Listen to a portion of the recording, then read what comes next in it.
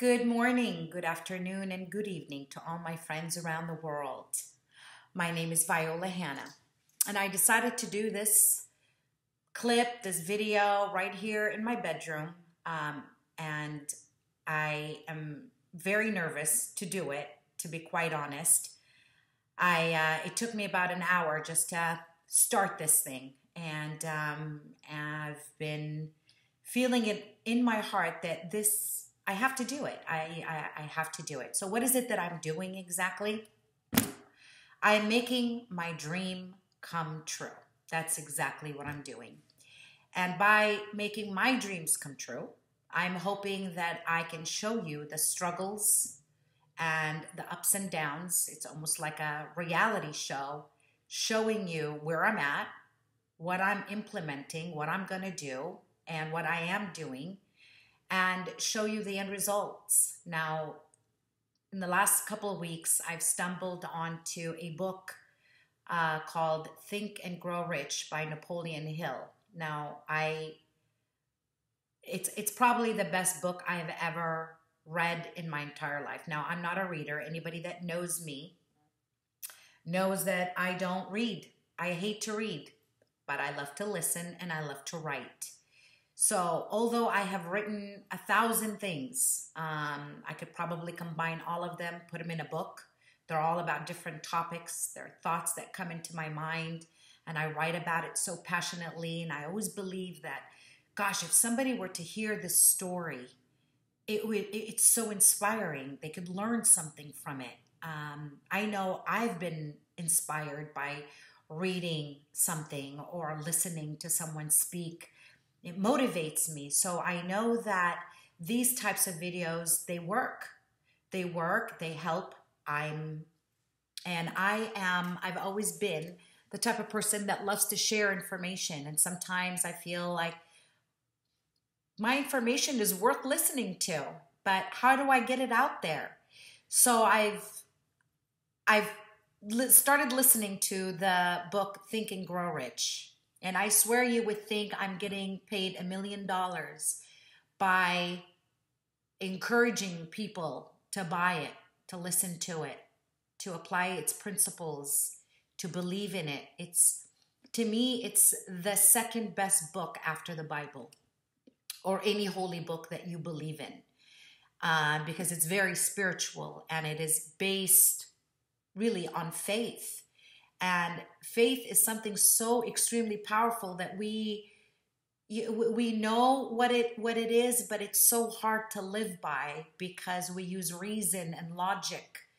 And what I've learned is that faith is in a completely different realm. It's in a completely different space. So when you are in the presence of faith, or faith is in the presence of you, or consumes you, you experience things almost supernaturally. And so here's what I'm doing. I'm listening to this book every single day.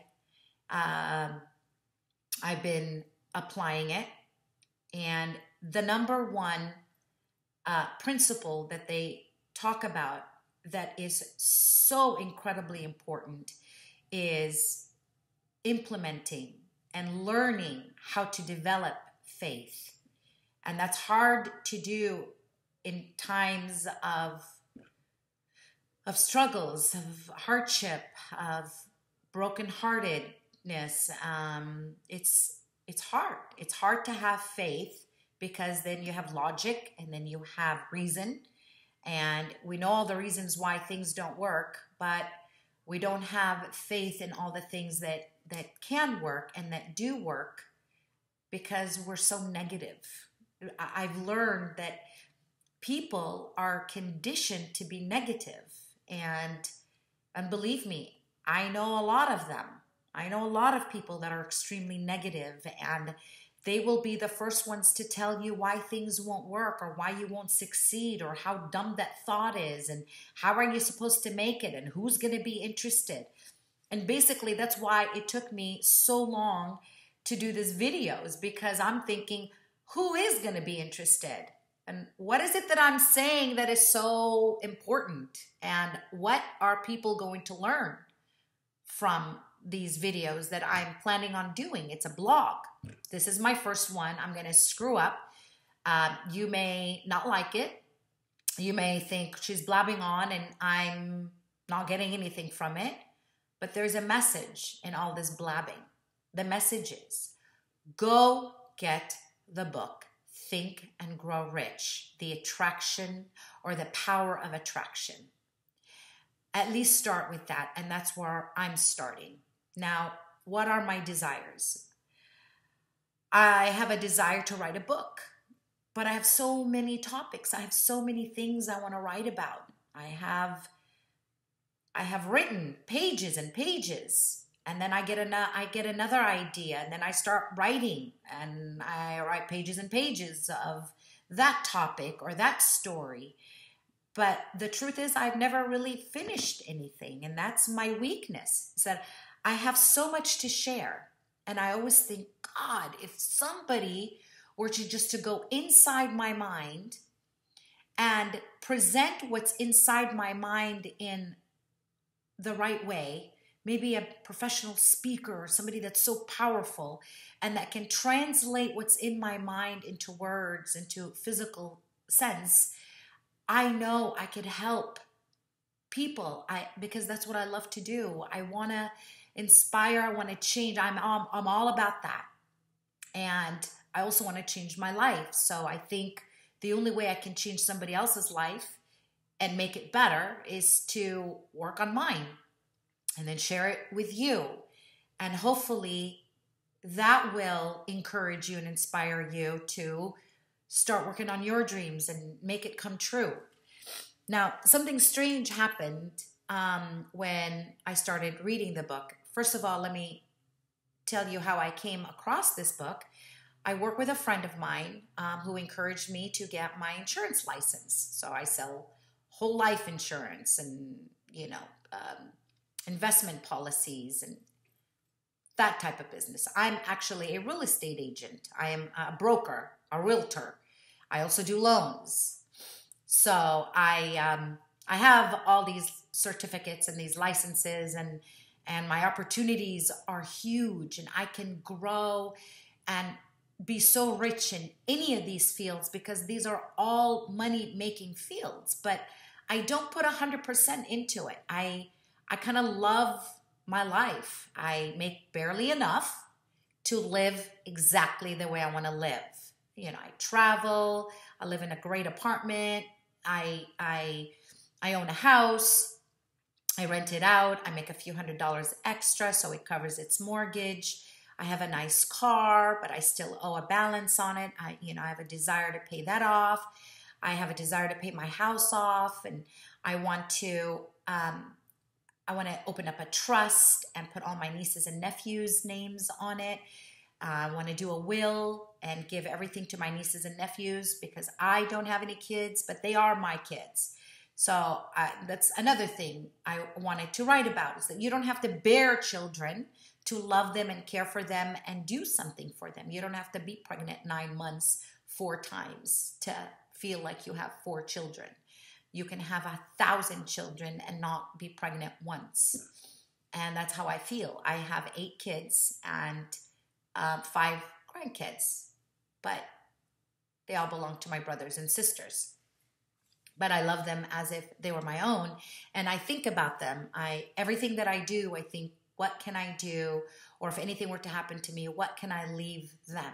Because if I have to leave something behind. I do have some things, not a whole lot, but whatever I have, I want it to go to the people that I love. But I want to create more. I want to build more wealth. Right now, I am in my very beginning step.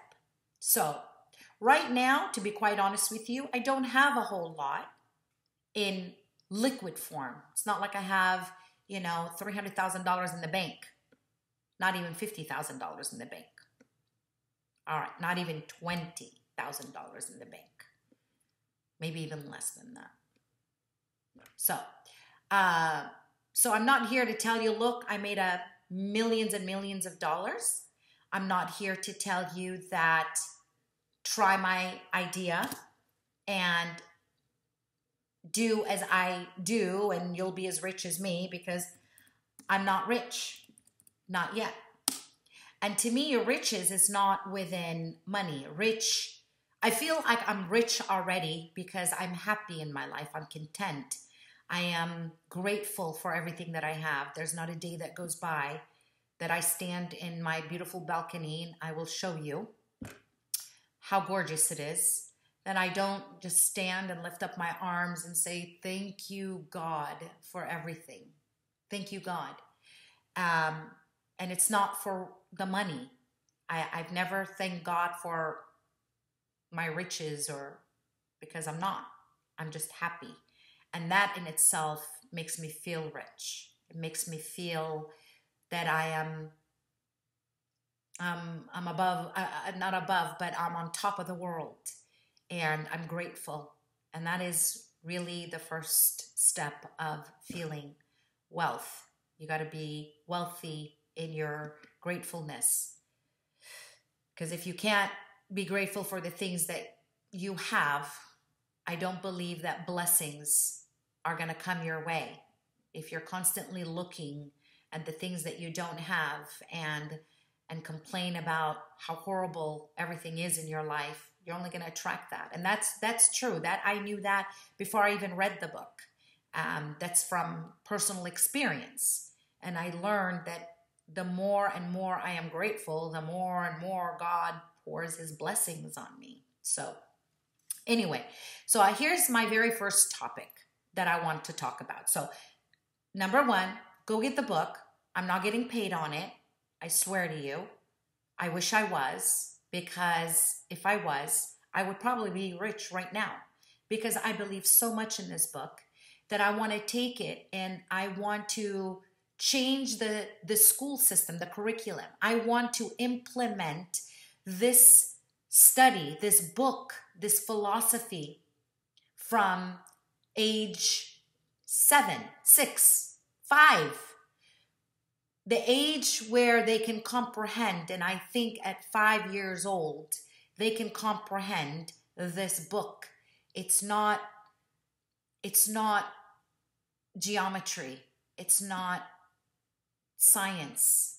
It's implementing principles, things that we live by every single day. And if these principles are put in the wrong place, you're going to get the wrong things. And I believe that if this book was taught in our school system, I would love to do that. I'd love to be in front of a classroom and take chapter by chapter and have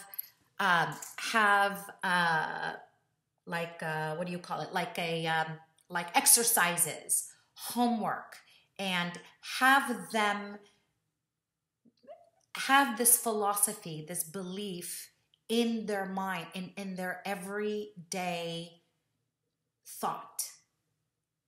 I truly believe that if this book was exposed to our young children today, and they learned about the incredible gifts that God has given us in this brain of ours, and they learned the tools inside their brain and they used these tools that God has given us, I truly believe that we would live in a better society. We would have less criminals. We would have less poor people. We would have less homeless. We would have less of all these horrible negative things that are happening in our world.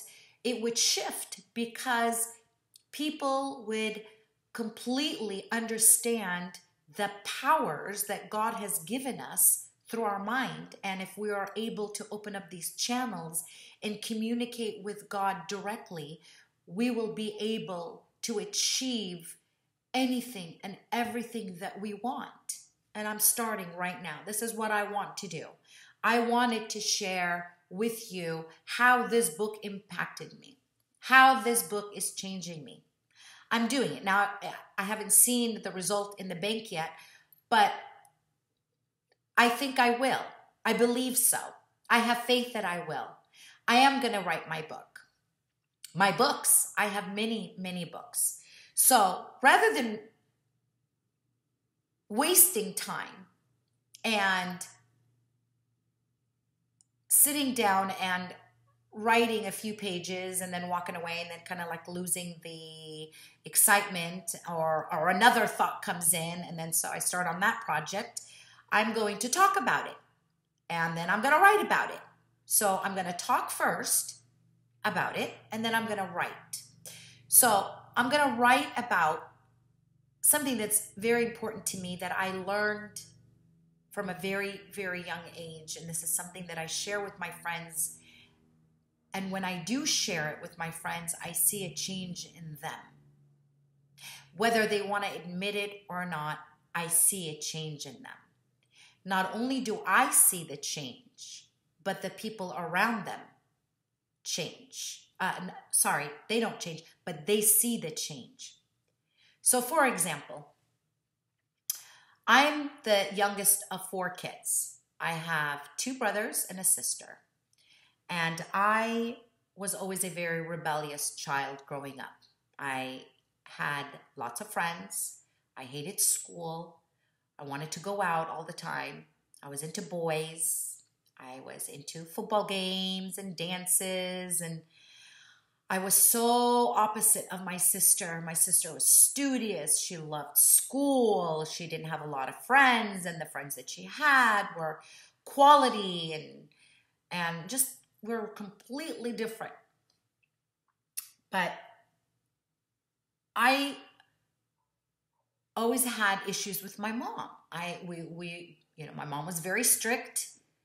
And she always wanted me to follow certain rules, and I wasn't about rules, and I wasn't about discipline.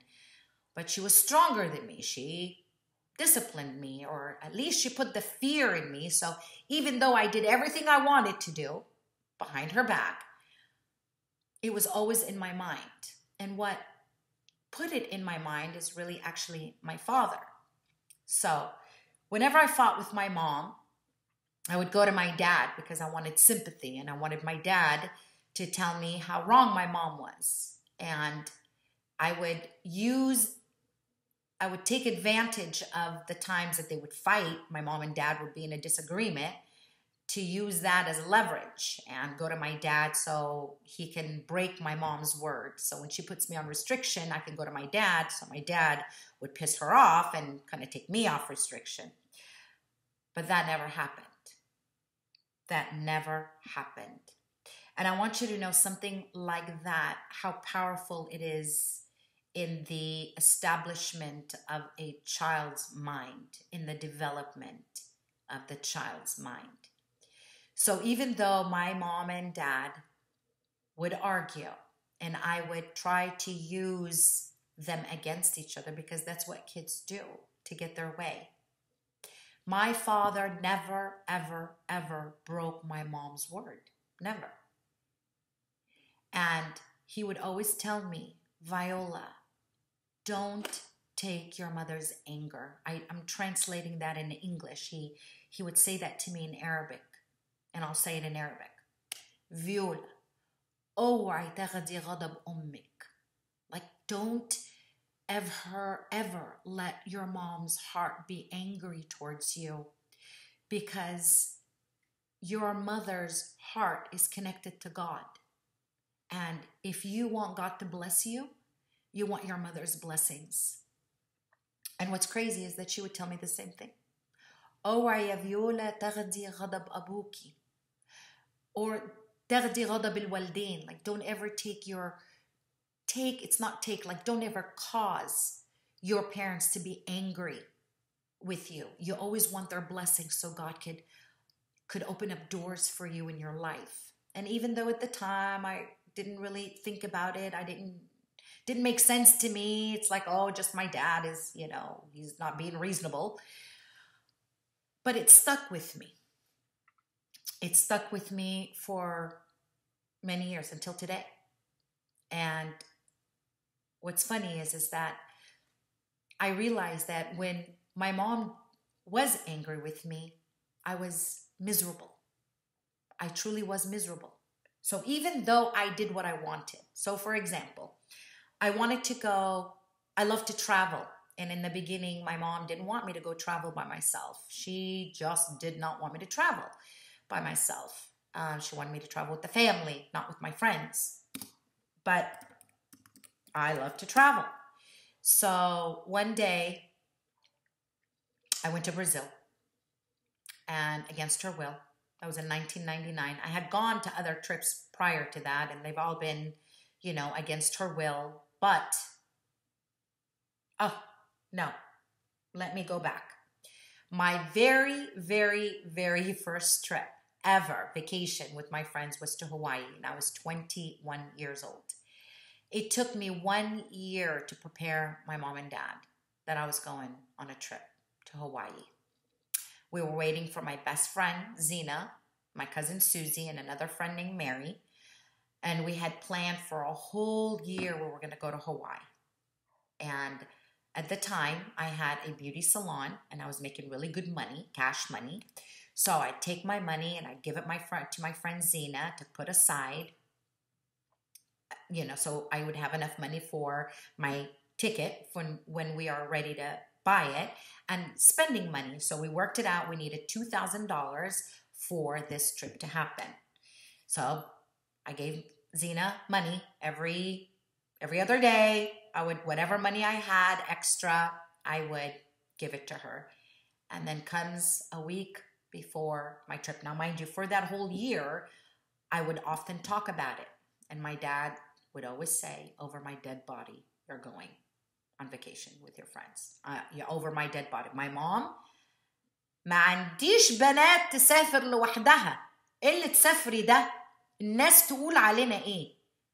Basically is, I don't have girls or I don't have daughters that travel by themselves. What will people say? Like, as if that's going to really make her look like a horrible mom. How dare you let your daughter go to Hawaii with her friends at 21? Comes a week before my trip. And tickets are bought, suitcase in my room, half full, and I'm preparing them. I'm talking to them. I'm going to Hawaii next week. I'm leaving on Friday. My dad, over my dead body, you're not going. But Dad, I already bought the ticket. I don't care. Dad, please. Comes the day that I'm supposed to go. And my friend Zena got a cab. They were going to swing by and pick me up in the morning. So I got up early. I finished packing. And I went downstairs with my luggage. My mom follows me. And then she said, you're still going to go after what your father said? And I said, Mom, please. Please, Mom, don't let me go without your blessings. Please. I'm going with my cousin and my best friend that you've known since high school. Mom, she's my best friend. She's Palestinian. She's a good girl. She's a good Christian girl. You know Mary. You know my friends. You know me. I mean, yeah, that's probably why she didn't want me to go, because she knew me. But I begged her, Mom, please, please, just let me go. I started to cry. I hugged her. Mom, please give me your blessings. I don't want to go against your will. So she hugged me and she said, okay, we'll go upstairs and tell your dad. So I go and my dad's asleep. I wake him up and I told him, please, Dad, don't let me go without your blessings. The cab is going to be here. And I'm sobbing. I'm just sobbing. Please, Dad, please give me your blessings. And my dad sat up, scratched his head and said, call me as soon as you arrive. Whew, can I just tell you, oh my God, a ton of weight was lifted off my shoulders. I was so happy. And you know what? It was the best trip I have ever taken, because believe me, I know the difference between going with my parents' blessings and going against my parents' blessings. So one thing I have learned in my life is that your mother's blessings upon you is magical. It will open up doors for you. When your mom is pleased with you and your mom, and you respect your mom, and you treat her like a mom, and you honor her the way she's supposed to be honored, because even God said, honor your mother and father all the days of your life so that your days will be blessed. Those are really not exactly the same words, but almost. You know what I mean. You can look it up. I'll find it for you in my next video. But it's true. That is part of the magic. That is part of the blessings that God gives to us through our parents. So when my mom stands at the door in the morning on my way out and she's praying for me out loud, ربنا معاكي، ربنا يفتح البيبان في وشك يا بنتي، ربنا يبقى يحفظك، ربنا يحميكي، ربنا. Literal translations: may God protect you, may God open up doors in front of you, may God wrap his arms around you, may God this, may God this, may God. And I see her and I hear her faintly as I walk away from her. That day is blessed for me. Every time I talk to my mom on the phone, she will end it with a blessing, a prayer. ربنا معاك يا حبيبتي، ربنا في قلبك يا روحي، ربنا, may God. That word, the God is always brought present in our conversation. That's something with the Middle Easterners anyway, the Egyptian people. God, whether you're Muslim or Christian, we use and we call on God's name in everything. It's a culture. I've never seen it in any other culture, but everything that we talk about or that we discuss, God's name is present in the conversation. And whenever we have doubt, you got to have faith. God this, God that. So God is definitely present in our lives. So today, I just wanted to share my very, very first advice to you. I don't care how old you are. I don't care if what your mother's like. Your mother could be, heaven forbid, a horrible person out there. But if you are good to your mother, regardless of her sins, regardless of her mistakes, regardless of all the bad things that you think she does, but if you treat her with respect and you honor your mom and she prays for you, there is a direct communication between a mother's heart and God's ears. So my advice, I encourage you from experience, be good to your mother. First of all, you only have one. It's not perfect, but you only have one. And God put something very special in a mother's heart. You may be a mother too. And can you imagine if your child treats you with respect and honors you and never uses foul language towards you or cuss you out or doesn't do any of those horrible things that I've witnessed? I have seen kids that, oh my God, I can't even begin to tell you how horrible some kids treat their mothers. But then I look at their lives and I see the result.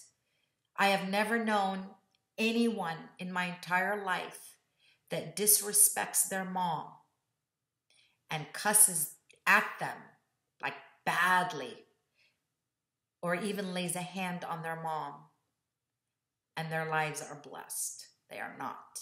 They're miserable human beings. They truly, truly are. And you can see it. It's evident because the mom's heart is broken towards that child. And if the mom's heart is broken to that child, so is God's heart. And you are not going to be blessed. I promise you that. So that's today. That's today's sharing. So I'll call it my sharing, whether it's via it's advice or I don't know what it is, but this is something I wanted to share with you. Please start your day with your mother's blessings. Have her pray for you out loud in your ear. And mothers, pray for your kids because your prayers, they are powerful, in case you didn't know. Your prayers open up steel doors for your children, regardless of how bad they are. But if you pray for your children, God will listen. So God bless you all you children out there that have mothers, which that's all of us. Be good to your mother so your life will be blessed. That is almost science, I swear. Try it. Try it. Until the next time, I love you. God loves you. Pray for me that I reach my goals. I don't know what they are exactly, but I'm starting it right now. I know a lot of people are probably going to make fun of this. A lot of people are going to encourage me about it. I don't know. It doesn't matter. But I'm stepping out in faith that this will create something. Perhaps it will encourage me to write. I think I write better than I speak because I make a lot of mistakes, but it doesn't matter. Mistakes don't matter. As long as we learn from them. So I'm going to say goodbye right now. I hope you enjoy my bedroom behind me. Believe it or not, it may look messy, but it isn't. Look it's neat. I cleaned my bed just for this. And I even did my hair and my makeup. Anyway, I love you. God bless you. And wherever you are, may God be with you. Goodbye.